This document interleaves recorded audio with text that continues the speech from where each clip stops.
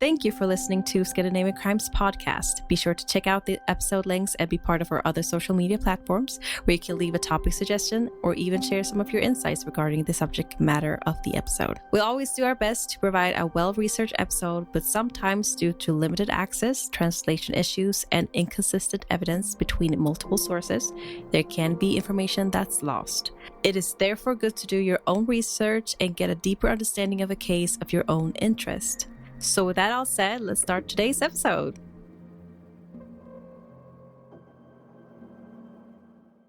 Welcome to Scandinavian Crimes. My name is Devante, and say hello to my lovely co-host, Delila. Hi. And on this podcast, we talk about famous Scandinavian criminals who made their mark throughout Scandinavian history. So in this episode, we're going to be talking about something we've never talked about on the podcast, which is biker gang crime that led to an eventual murder. So this is going to be it's a new one. It's a new one for us. So the person we're talking about today was born in Norway, raised in Denmark, and forever enshrined in the Scandinavian bike lore. Yahn Krogh Jensen was no ordinary outlaw. His life and death are emblematic of a violent era in the Nordic biker world, where loyalty was everything and betrayal was paid in blood. Yahn's journey was one of ambition, defiance, and ultimately tragedy. So if you're ready for this nice ride we're going on, you see what I did there? Yeah, I see what you did there. If you're ready to go on the ride of your life, be sure to stick around because you already know what to do. Grab your tea, grab your snacks. If you're on your way to work, tuck yourself into a nice little corner on the bus or the train, or maybe you're still at home vibing, because this is the story of Yahn Krogh Jensen. Yahn Krogh Jensen, known as Face, was a key figure in the world of outlaw bikers in Scandinavia during the 1980s and 1990s. Born on August 23rd, 1958, in Norway and raised in Denmark, Yahn became deeply involved in biker culture, which valued freedom, loyalty, as well as rebellion. These values shaped his life and led him to join the Hells Angels, one of the most notorious motorcycle clubs during the mid-1980s. Yahn's nickname Face reflected his tough personality and reputation within the biker community. As a member of the Hells Angels Helsingør chapter, he was part of a world that revolved around brotherhood, but also frequent conflicts. Tensions within the club led to dissolution of the Helsingør chapter in 1986, pushing Yahn to connect with the biker scene across the Öresund Strait in Sweden. There, he joined the White Trash MC and later helped form the Morbids MC after White Trash MC disbanded. In the early 1990s, the Morbids had gained recognition as a determined and organized group in the region, which brought them to the attention of the Hells Angels. The Hells Angels extended an offer of membership contingent upon the Morbids merging with a rival group called the Rebels MC. The proposal was controversial as the Rebels had a history of conflict with the Morbids, and merging with them was seen as an affront to the Morbids' independence and pride. Yahn and his fellow members firmly rejected the merger, choosing instead to forge their own path. This decision marked a pivotal moment as they aligned themselves with the Bandidos, an international motorcycle club that was then in the early stages of establishing its presence in Scandinavia. This alliance set the stage for a bitter rivalry between the Hells Angels and the Bandidos. Tensions that had been simmering between the two clubs erupted into the Nordic Biker War, a violent conflict that would claim lives and dominate headlines throughout the 1990s. The war was characterized by brutal attacks, including shootings, bombings, and arson, which disrupted communities and drew significant attention from law enforcement. Rooted in disputes over territory, organized crime, and personal feuds, the war aimed to establish dominance over criminal operations in specific regions. It resulted in 12 deaths and multiple injuries. Amid these developments, Yahn solidified his role within the Morbids and the broader Bandidos organization. In 1993, he moved to Sweden, settling in a village near Helsingborg to strengthen the Bandidos' foothold in the region. The Morbids officially became a probationary chapter of the Bandidos in January 1994, making their entry into the larger structure of the international club. Yahn recognized his loyalty, leadership, and experience played a critical role in this transition. On January 28, 1995, the Morbids achieved full membership in the Bandidos. By this time, Yahn had become a respected, influential figure embodying the fierce independence and commitment that defined the outlaw biker culture. His alignment with the Bandidos and his refusals to yield to the demands of the Hells Angels fueled his determination to carve out a path for himself and his club, even as it placed him at the center of a deadly rivalry. The rivalry between the two clubs was rapidly intensifying, resulting in violent clashes across Scandinavia. Both sides utilized military-grade weapons, including anti-tank rockets, hand grenades, and automatic firearms. Many weapons were stolen from military depots, leading to enhanced security at such facilities. The conflict led to a drive-by shooting and attacks on rival clubhouses, even spilling over into prisons. Authorities struggled to control the violence, which led the Danish government to pass the Rocker Act in 1996, giving the police the power to evict biker gangs from their headquarters. During this period, Yahn played a central role in the Bandidos' operations in Sweden. He worked closely with Michael Garcia Lerche Olsen, who had risen to the position of president of the Bandidos Helsingborg chapter. Together, they navigated the dangerous and volatile environment of the Nordic biker war. On July 15, 1996, Yahn was in Oslo, Norway, accompanied by Michael and two other Bandidos members when an altercation occurred with members of the Customizers MC, a Hells Angel prospect club. This dispute began when a Customizers member deliberately overturned the Bandidos motorcycle on Oslo's main street. Tensions flared immediately and a physical confrontation ensued, drawing police intervention to break up the brawl. However, the incident left the air charged with hostility, setting the stage for what was to follow. Later that same evening, at approximately 8 p.m., Yahn and his companions were traveling on the motorcycles near Mjøndalen, a small town outside of Oslo. They were ambushed in what appeared to be a planned attack. Gunfire erupted, and Yahn was struck in the head by a bullet from a semi-automatic pistol. The shot penetrated his temple and lodged deep within his skull, causing him to fall from his motorcycle. Though still alive when paramedics arrived, he was unconscious and critically injured. He was rushed to Ullevål University Hospital in Oslo, where doctors fought to save him. However, Yahn succumbed to his injuries 2 hours later at the age of 37. Investigators quickly linked the ambush to the earlier confrontation in Oslo. It was widely believed that Michael, the president of the Helsingborg chapter and the prominent target in the biker war, had been the intended victim of the attack. Yahn, who was acting as his bodyguard, had likely borne the brunt of the violence intended for his leader. On July 19, 1996, just days after the ambush, a car accompanied by members of the Customizers MC was targeted in a drive-by shooting in Oslo. Although no one was injured in the retaliatory attack, it underscored the relentless cycle of violence that defined the Nordic biker war and the lengths to which both sides are willing to go to assert dominance. Following Yahn's death, Norwegian police initiated a detailed investigation into the ambush that claimed his life. Their efforts soon led them to a suspect, a man with alleged ties to the Hells Angels from the city of Drammen. Investigators uncovered evidence that seemed to implicate the suspect. Phone records placed him near the scene of the shooting at the time of the attack, and a spent cartridge was discovered beneath the driver's seat of his car, suggesting a connection to the weapon used. In an unusual turn of events, Yahn's death reportedly prompted some Bandidos members to break the traditional code of silence that outlaw bikers typically adhere to. In their grief and frustration, some cooperated with the law enforcement, sharing information that may have otherwise remained hidden. Despite these findings, the case against the suspect was far from airtight. During the trial in 1998, questions arose about the strength of the evidence. Prosecutors struggled to definitively link the suspect to the shooting or establish a clear motive of premeditated murder.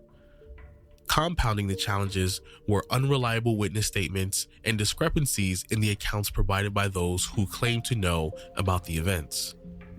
Ultimately, the suspect was acquitted due to insufficient evidence, leaving the case without resolution. The acquittal marked a frustrating conclusion to the investigation that spanned more than 2 years and demanded extensive resources. By 2000, with no new leads or breakthroughs, the police formally closed the case. Yahn's murder became another unresolved crime in the violent and chaotic Nordic biker war. Over 2 decades after Yahn's death, the case remained unsolved. The Nordic biker war continued for several years after his passing, but his story endures as one of the most poignant and illustrative examples of the violent and chaotic era. The Nordic biker war reached a peak in 1997 when a bombing at the Bandidos headquarters in Denmark killed an innocent bystander. This act underscored the collateral damage inflicted during the rivalry, where brutal tactics increasingly endangered not just gang members but also the public. Following this incident, a peace agreement was reached in September 1997 with leaders from both clubs publicly declaring an end to the hostilities. The war cost police forces millions in overtime, and subsequent legal actions resulted in 138 convictions with significant prison sentences. Governments responded with stricter anti-gang legislation, enhanced prison security measures, and bolstering defenses for military depots, which had been frequent targets for stolen weapons. These actions were to curb gang activities and prevent similar escalations in the future.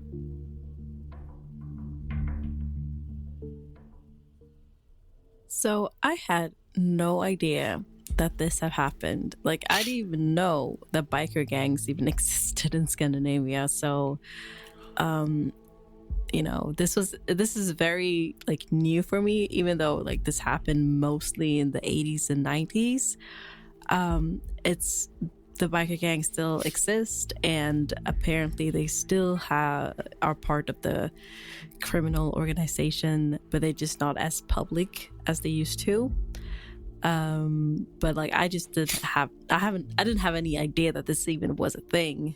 But like how to solve like a gang war for police and for other like law enforcement, I think like how do you even do that? Like I can't even imagine like a gang war that's constantly happening. How can you solve each case and like stop a war if not the leaders actively like do a ceasefire? Well, at least what they did over here for not just gangs, but they often would try and target specific people, which would then cause the organization to collapse. So like think of it like the mafia. Mm-hmm. Remember, I forgot who it was. I don't know if it was Al Capone or whoever it was. Somebody will probably tell me. But the way that they caught him was they couldn't get him in court, but they got him off of parking tickets. Oh. But they knew if they went after him, that the organization would start to collapse. So that was a way that they could have did it. But also, but in general, though, it was very hard to solve cases with gangs in general, let alone biker gangs, because there's so many moving pieces. It's not like it's just one person, because if you kill or put one person in jail, there's 2 or 3 more people who could take their place. So what was interesting is this reminds me of a movie that actually I saw when I was coming back from Sweden, or was I forgot if I was going over there. But it's a movie, The Bike Riders. It came out 2024, so it's a pretty relatively new movie. Has Tom Hardy in it, and what's the name of that guy? Austin Butler. Oh, okay. Yeah, so the movie is interesting because the way, as we're like going through the story, it sounds exactly, because we have biker gang issues over here too during that time. Like in the 19s and 80s? Yeah, the 60s, 70s, 80s, all that stuff was just like a crazy time all over the world. People just chose violence at that time for whatever reason. So, but yeah, like as we're going through the story, it sounds just like the movie. And I want to bring this up because I'm going to bring another point. So in the movie, you get like, when you're mostly through, like I say, a little past Act 2, Tom Hardy's character, he's like a gang leader for a motorcycle gang. For the most part, they're pretty okay. They don't really do anything too crazy. Yeah, they can be a little rowdy in the bar, but they had limitations on the things that they would do. So like, only if you start with them, they would go retaliate. But besides that, they were chill, they were respectful. It was more like a just fun little club thing.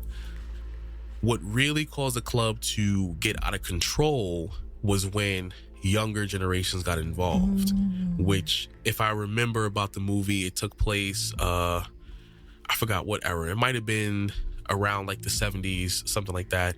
But then as the, 1975 is when the interview was supposed, because this movie's through the eye of like an interview. But basically, yeah, once the younger generations came along in the 70s, that's when things started to take a downturn for the gangs, because the gangs initially weren't as violent, but as you add more people, you're attracting crazy people. So in the movie, there was this one kid.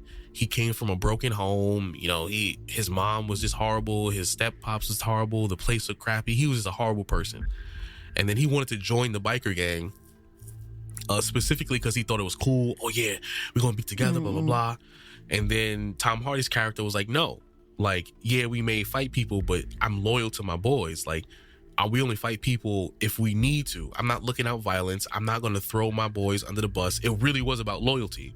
But as the time went on, he infiltrated the group by killing him. And this is like closer to the end of the movie. I love how he spoiled the when movie, they fight. if anybody wanted to watch it. The movie's a year old. I mean, like I think, okay. So like, so it's like, and I mean, like, it's full blown out and it's on airplane. So I'm like, it's been a minute if it's on the airplane. But yeah, so basically he's like, I want to fight you to join the gang. So back in the day, they used to fight with knives and stuff like that in small skirmishes, like 1-on-1s. They used to just fight with knives. They didn't use guns for 1-on-1s. The kid shows up with a gun and shoots him. So he broke the rules. And then when he took over, that's when biker gangs got so much more violent. Because the younger generations, so I bring that up because it seems like very like aggressive and wanted war and stuff. Exactly. And I think that's kind of what happened. It's the same thing that happened here. The only reason I suspect that it might have been was because the age in which he died, he was 37, and by the time the case even rolled around, it was already the 1990s.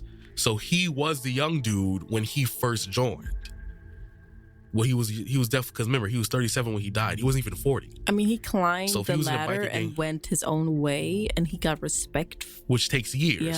Yeah, it took years. He was young when he first got into it.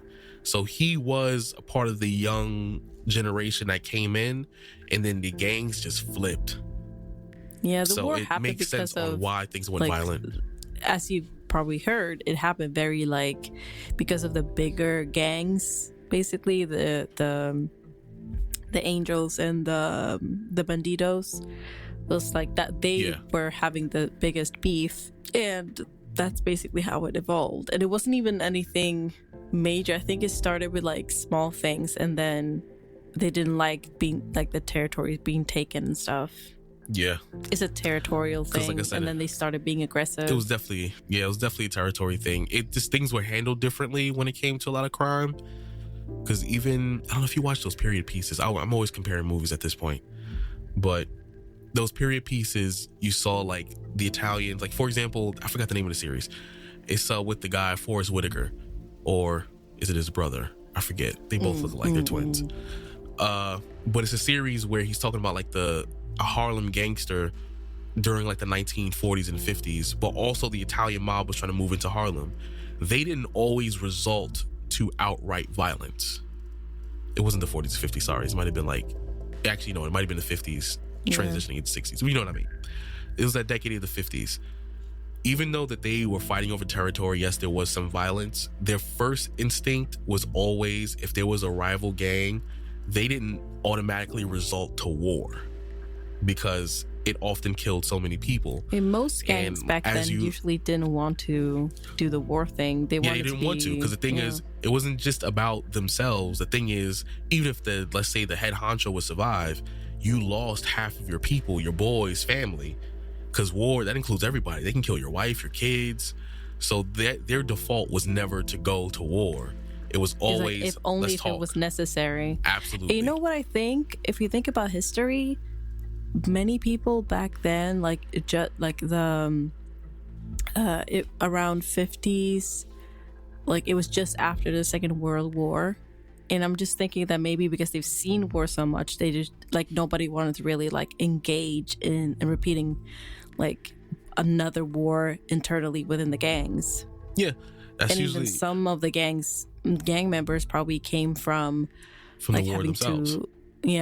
So and it makes sense ones, that they know the meaning of like what it can result to, and then the younger generation was like they had no clue. They didn't go to war. Clue. They didn't know what they were going into, basically. Exactly.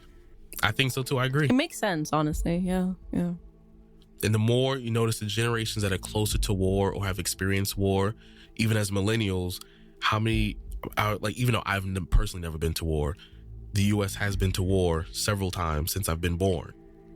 Mm-hmm. And I've seen what it's done to people. And it's just like, that's why this generation, we hate, like, why are we going to war for? It's stupid. Like, why? It's really stupid. But then you have generations like, I'm not trying to say all Gen Z is horrible, but there are Gen Z boys specifically who are just like, yeah, you know, let's do this, blah, blah, blah. Like, who voted super whatever they voted. A lot of them have no idea because in their childhood, there wasn't really any war. So they don't get it. So. Until they experience it and the cycle will continue. Yeah. And I'm referring to like the younger Gen Z, not because the older ones that are closer to our age, they kind of get it. But I'm talking about the younger Gen Z, just so I can be clear. Honestly, I just think that I don't have to like necessarily experience war to understand that it sucks, you know? I agree. So I don't know why people are so aggressive. Y'all need to chill. Relax, just vibe. Relax. We're all just we're all sitting on a rock spinning in infinite darkness. Eat ice cream and just chill. Just chill, bro. Just chill. Just vibe. Like, we don't have to be aggressive.